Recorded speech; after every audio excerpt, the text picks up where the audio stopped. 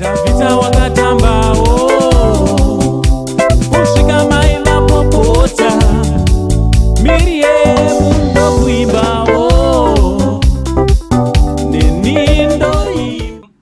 streets e social media yemo mama akanditi asekuruka imimi ndimi mave referee aiwa ndinayo nyaya ndauya nayo azokutombopota tichishanya kudzimba dzenyu so mukazoona chaukanda tumavidhiyo twenyu panapa musatsamwa so listen usati wasubscribe ndinokurudzira kuti chidi chisubscribe, turn on your notification bell so that whenever we upload a video you will be notified. Ndichita kuti maswera sei kwese kwamuri vazukuru vasekuru sei ndanditi so tazosanganawo nemhuri yangai vasikana nawakomana vanga vari mumunda vanhu toda kuti munge muri munozvionera totariranawo macomments kuti manakirwa neupi anditi imega ndimuchatudza kuti maspakwa zvakanyanya neupi patimu ramuchaona pavidhiyo inotera from Uncle saying the only Zimbabwean uncle pari zvino ndobva ndatichi much love.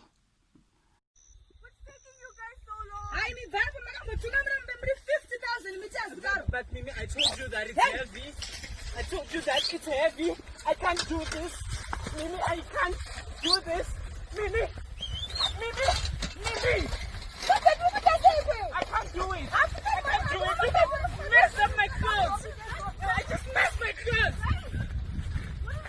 Mimi, we're going home. We are going home. I'm not doing this. We are going home. Come, no. Just come, let's go. Look at my shirt. Look at my trainer. Oh my goodness. No. I'm going home.